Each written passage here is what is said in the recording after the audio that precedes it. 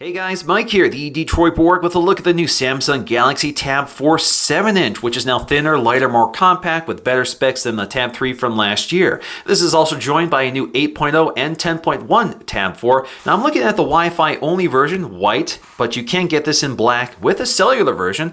So there's a cellular version that adds either 3G or LTE, and it adds GSM voice, so you could get one with an earpiece and use it as a handset. Now in terms of specs, we have a 7-inch display WXGA resolution, which is 1280 by 800. That's a big improvement over the 1080 by 600 display from last year. So this is good for 216 pixels per inch. Now all the Tab 4s have the same screen resolution, so the smaller you go, the higher the pixel density. We also have a 1.2 gigahertz quad core processor. That's an improvement over the dual core from last year, which was also clocked at 1.2 gigahertz. Now we have the same camera specs, 3 megapixel fixed focus camera, which is good for 720p HD video. Then we have a 1.3 megapixel front camera. We also have GPS and GLONASS built in. Now in terms of Wi-Fi, this supports Wi-Fi up to 802.11n. And we have a 4000 milliamp hour battery. And we have 1.5 gigs of RAM. Again, an improvement over the 1 gig of RAM from last year. And we're running Android 4.4.2, a big improvement over 4.1, which the Tab 3 7-inch was stuck at last year. This also gets a new and improved version of TouchWiz, which brings it up to the design spec of the Galaxy S5. All right, so let's just pop the box, slide it out. There we go, Galaxy Tab 4. So as you can see here, we also have multi-user mode and multi-window mode, which I'll explore in this video. Let's go ahead and pop this out of its tray here. There we go. Got a little plastic back panel, which is kind of stuck to the tray. All right, so let's go ahead and peel off the front plastic. There you go. You have your 7-inch screen, which is now more edge-to-edge than before. You have much less bezel than the Tab 3 from last year, so it's a lot more compact. Now, before we take a close look at the tablet, let's go ahead and take a look at some of the accessories they've included here. So we have a USB 2.0 cable, micro USB 2.0, so no 3.0 in this case. We also have our wall adapter, Samsung branded, which has a nice matte finish, just like the tablet itself, no longer that glossy finish. Now we have our paperwork, which includes a quick start guide. We also have an incentive to register your Galaxy device with Samsung. We have instructions on how to upgrade the software. And then we have a very large book for health, safety, and warranty information, which is in multiple languages. Now before we take a close look at the hardware design, let's go ahead and boot this up. Just going to press and hold the power button, which is placed just above the volume button on the right-hand side.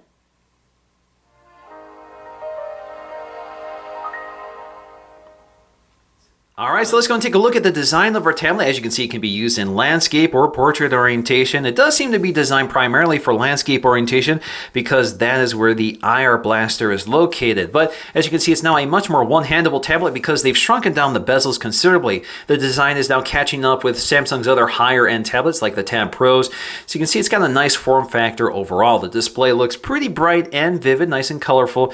Certainly not as vibrant as the OLED display on the GS5, and we'll talk more about the display a bit later. Now toward the bottom you have our new Android controls here. So these pretty much catch up with the Tab Pros as well as the Galaxy S5. So we have a recent apps button as opposed to a menu button like we did with the Tab 3. We have our home button and back button, and as you can see here, they are not backlit like they are on the higher end tablets. Up top, it's pretty simple. Just a 1.3 megapixel front-facing VGA camera, so a fairly mediocre camera. Again, there is no ambient light sensor, and there is also no LED notification light. Now, as you can see here, the glass is surrounded by a plastic bezel with that chrome finish. Now, if you look at the edges, you can see that the back panel pretty much wraps around the edge to give you more of a unibody feel to it. It's a simpler design, feels a little more robust, doesn't look as elegant maybe as the one with the faux stitching like you get with the Tab or the 10.1 2014 edition or the Note 3. It's a much simpler design, but you also have that sort of leather finish with that grain to it, which gives you a nice grippable texture. It's not as slippery feeling as the glossy texture and maybe a little more durable than the glossy finish. So you can see down here we have a micro USB 2.0 port. Doesn't have USB 3.0 like the other higher end Samsung tablets. We also have a speaker grill. This is just a mono speaker. You can see it's pretty tiny. There is a bump out here to prevent you from muffling the speaker when you lay it flat on the table.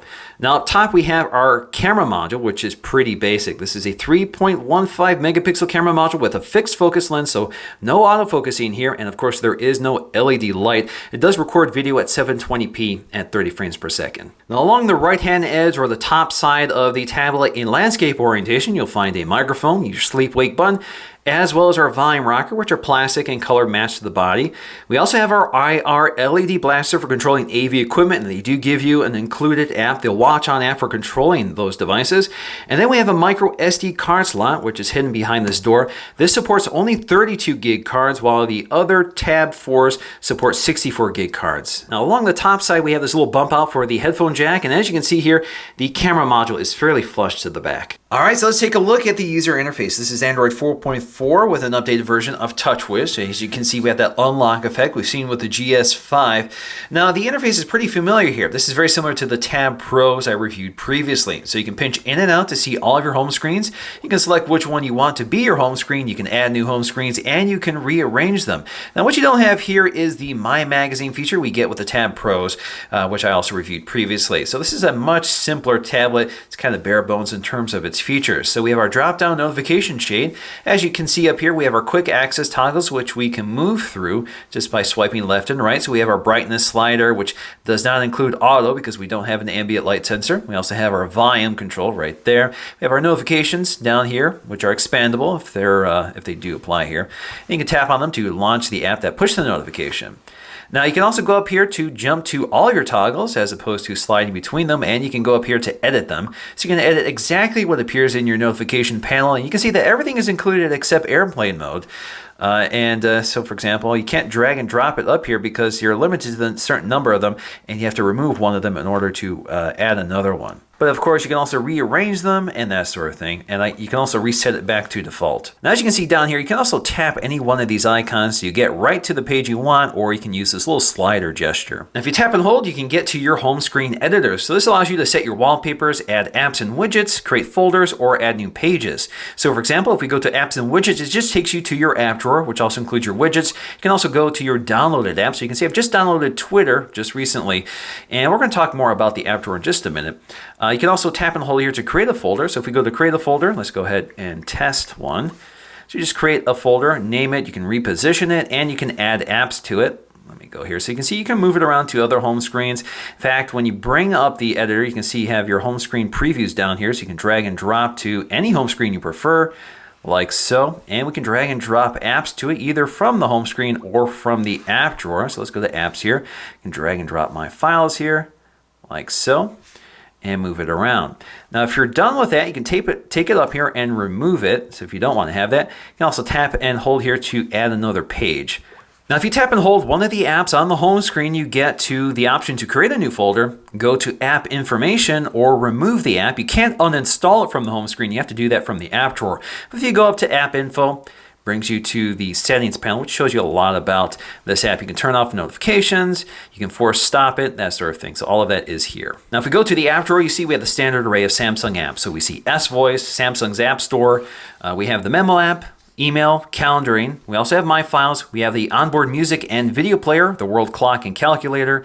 Now we have Google's voice search. We have Google's Gmail, Google+, Play Music, Play Movies and TV, Play Books, Newsstand, Games. We also have Hangouts. We have Chrome, Photos, which is our photo gallery, which allows us to sync our photos to our Google account. We have the Google Maps app, of course, YouTube, the Play Store, Google Drive, Google Settings. We have the third-party app, Dropbox, as well as Handcom Viewer, which allows us to view Office documents such as Word, Excel, and PowerPoint. So if those documents were created in those programs, you can use this app to open them and edit them. So this is very nice to have, especially on a tablet. And we also have the Watch On app, which again allows us to control our AV equipment just by selecting our service provider and adding our gadgets. So let's go ahead and get started here. I've already input the fact that my service provider is Comcast in my region, and I can go ahead and add a device here. So I haven't added my TV yet, so I have my Samsung Smart TV. Click Next. So as you can see, I have two tabs right now, On TV and On Demand. So On TV is basically my live program that's available right now. So for example, if I want to watch The Internship,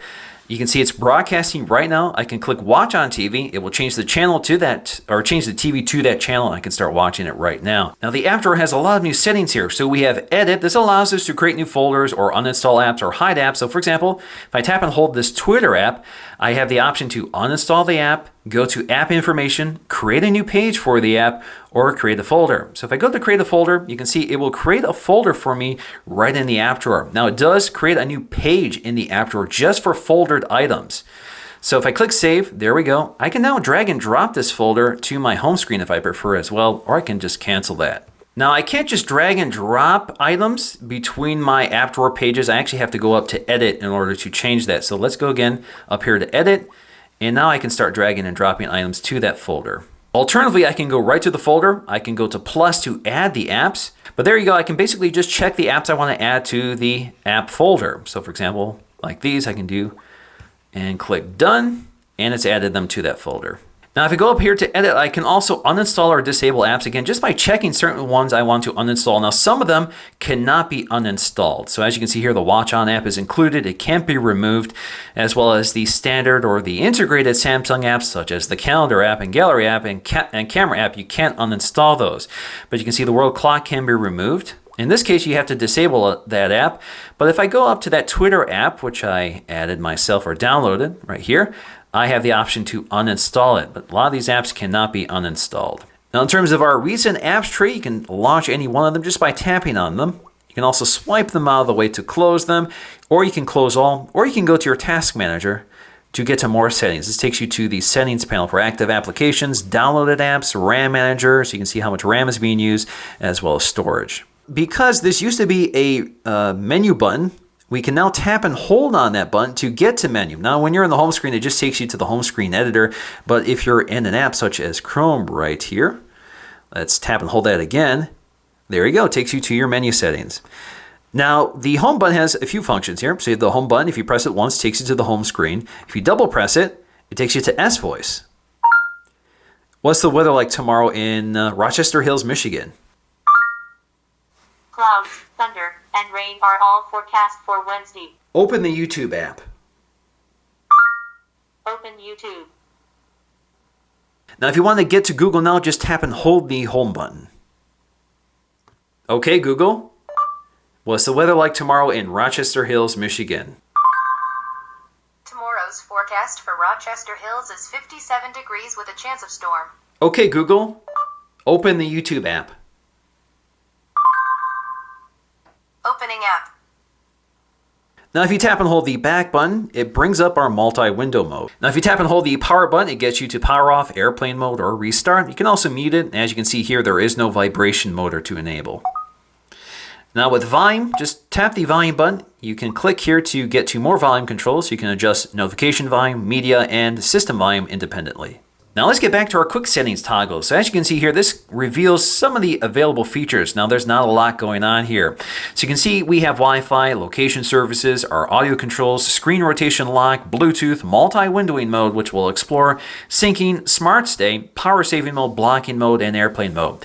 Now you can quickly access any one of these features just by tapping and holding on them. It takes you right to the control panel. And I think we're all pretty familiar with smart stay. Basically, it uses the camera to monitor the presence of your eyes. So it knows if you're looking at the display or not. It will allow the display to go to sleep if you're not looking at it, and will prevent it from going to sleep if you are. It's fairly reliable if you have good lighting, but otherwise it's a feature I prefer to turn off just because it's a little too unpredictable. We also have power saving mode, so if you enable this, it basically dials back performance of both the screen and processing power. And if you want more controls here, just go to that setting panel here. So you can dial back CPU performance as well as shorten the screen timeout, and it will also dim the display. Now we also have blocking mode, which is a do not disturb feature, which you can just enable, so it stops you from receiving notifications unless they're important. So for example, if I toggle it on, I can select always, so we'll turn off notifications or turn off alarms, or both. You just have to select which ones you want, or you can select specific times of day. So if you want this to turn off when you go to bed at night, so for example, let's go with 12 a.m. set. Click set, and you're good. Now you can also quickly access your settings panel right from the drop-down notification shade. So as you can see, we have this tabbed viewer for connections, device, controls, general, and you can search. So if you don't want to dig through the menus, you can just search. So for example, if I want to change my wallpaper, let's see if I can just search for it. There we go, wallpaper, including the icon for wallpapers. Takes you right to that point in the control panel, and you can select your home screen, lock screen, or home and lock screens. I find this very useful. So under connections, we have Wi-Fi, Bluetooth, which you can toggle on and off, airplane mode, data usage, location services, so you can see which apps are reporting your location or using your location, more networks, and of course you can toggle this off. You can see your VPN settings or your printing settings, so you can go right to your printers right there. So this, of course, is Android 4.4, so you do have integrated printing, which is very nice. We have nearby devices, so we can see all devices that are sharing a network, so that would include DLNA equipped devices, and you can also share this device on that network, so other devices can have access to this device's media content. Now under device, we have our sound control. So for example, we can disable the touch sound effects, which are on by default. So if you don't like that constant blooping sound or that nature UX sound that Samsung seems to put everywhere still, you also have display settings. So we can change our brightness, the screen timeout settings. We can enable the daydream feature for screensaver mode. You can also disable the show battery percentage, but that's on by default. We have our multi-window mode, which you can turn on and off. Now I'll show you multi-window mode later. Now we have lock screen settings here.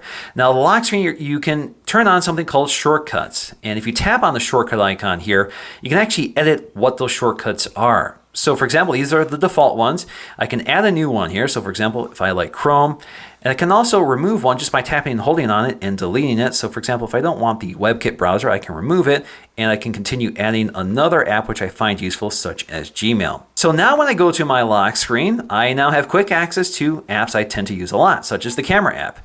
And I can also swipe on any one of them to launch directly into that app. Now we can also jump to our wallpapers. Again, we can select home screen, lock screen, or home and lock screen. We have our font settings. We can change our font style as well as our font sizes. We have notification panel settings, which I showed you earlier. Also under notification, you can disable the brightness and volume controls if you don't want those to appear there. We have accessibility settings, lots and lots of settings here. We have our blocking mode settings as well. Under controls, we have our language and input settings, so you can change your keyboard. So if you want to add your own Google keyboard, as I prefer, as opposed to the Samsung keyboard, you can do so here, or you can manage that here. We have our palm motion features. Now with the screen capture feature, you just swipe the edge of your palm against the screen and it does a little screen grab. And in fact, it does pop up for you in the notification panel. You can click right on it to get to it. You can open it up in whatever app you prefer. Now we also have mute pause. So if you want to mute media, all you have to do is put your hand over the screen and it mutes it for you. Now under general, we have our accounts here, so we can add new email accounts, new Gmail accounts, Facebook, Twitter, LDAP, etc. We have our cloud accounts, which include Samsung, as well as our Dropbox account, backup and reset settings, date and time, accessory settings, application manager, so we can see all of our running apps, downloaded apps, apps on the SD card. We also have our default application settings, which you can modify. Battery, so we can see our battery percentage, we can see our battery usage data. We have our power saving mode, which you can toggle on and off. Storage, so you can see what's taking up all your storage. You can see there's not a lot of storage left, and I haven't installed much. We have security settings, and we have about device. Now in terms of the multi-window mode, if you have it enabled, all you have to do to access it is swipe in from the right edge of the tablet. This works in landscape or portrait orientation. You can see all the apps that support multi-windowing, which is most of them. So for example, you can launch YouTube. You just drag and drop it to the screen. It launches the app. Now you can launch another app side by side. So for example, if you want our Chrome browser, Hey guys, Mike here, the Detroit board with a look at two devices. so I can play back one of my videos in full screen on the left-hand side and continue watching my video while searching the web. So I can go ahead and go to The Verge, brings up a text box that floats and moves around. So again, let me bring that here. So I can move that around here so I can keep it out of the way. So there we go. I can pinch and zoom while watching video on the left-hand side. Now I can resize the window like so. So if you want to see your video a bit larger, you can do it that way. You can also tap on the circle to get to settings. So you can switch the sides here, like so. So switch from left hand to right hand side. And again, same story here. You can also copy one item from one window to the other window using this utility. And you also have the option to just close one of the windows, like so. Now, of course, if you want to close this window, the controls have to be on this side. If I want to close this window, the controls have to be on that side. So basically what I have to do here is make sure that the window is active here. So you can see this window is surrounded in blue. Now when I tap the blue icon, it's now giving me controls for that window. So again, same story here. Tap that there. Now, if you look at the bottom of that multi-window tray, you have several options here. So you can go to Edit. This allows you to edit what apps appear here. So as you can see, they don't include all the apps, but you can add as many as you want, or you can remove as many as you want. So you just tap and hold it, drag and drop it like so. Now, I'm just going to use the included Memo app to show off the Samsung keyboard, but the Memo app is pretty decent here. So you can see we can record a voice memo. This is a test of the voice recording memo feature. So you can stop it, you can pause it to resume it, and click play to play it back. This is a test of the voice recording memo feature. And you can delete it if you want. You can also add images either from the camera or your image gallery and that sort of thing. So let's get to that keyboard. So the keyboard is pretty familiar again. So you can see we have a full QWERTY keyboard with a directional D-pad here, which is shrunken down for the 7-inch tablet. You get larger keys with a larger tablet. So you have your number keys up here. You can go to your settings down here. Takes you to your settings for the keyboard. If you tap and hold on it, it gets you quick access to the voice keyboard, the text input keyboard, the copy and paste function, as well as different keyboard sizes. So if you want to change your keyboard from the floating keyboard to the QWERTY keyboard, you can do that as well. Notice there is no split keyboard like you get with the larger tablet. Now there is a swipe keyboard in here, but you have to go to settings to activate it. So let's go right here to continuous input. If you click that, bring up our keyboard here. You can see it works pretty well. And of course we have our voice keyboard. This is a test of the voice keyboard, which is provided by Google, period. Now, as I said, we also have handwriting recognition built in here. So all we have to do is start writing. We can use our finger or stylus if we prefer. You can see it's not perfect. You can click back here. It recognizes letters as well as punctuation.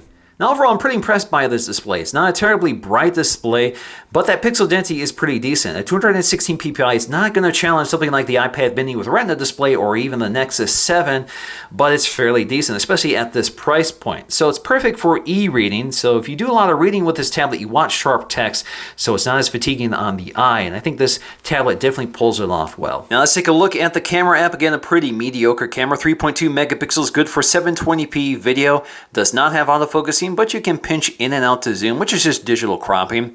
Now you have your photo mode. You can take a photo. You can also select your mode here from the variety of options such as night mode, sports shot, panorama, sound and shot, beauty face, and auto. Now you can go to settings down here. It gets you to all your settings, not a lot here. So we have our photo size. You can see 3.2 is maximum. We have our video settings. You can see 720p is the only option. And then we have other settings such as location tags. You can select the volume key to operate as the zoom key.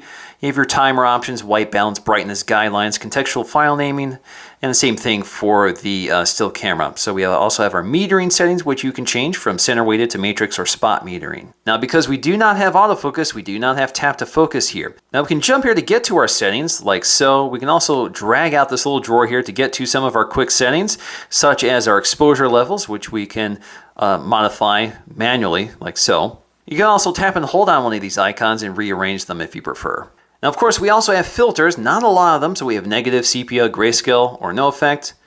There you go. So I actually just have 3 filters. I can also quickly switch between the rear-facing and front-facing camera, like so. And then you can also activate the video camera mode by swiping that little toggle here. Get you to video camera. And again, you can start recording video. Now, you can't shoot photos while recording video like you can with Samsung's more powerful hardware.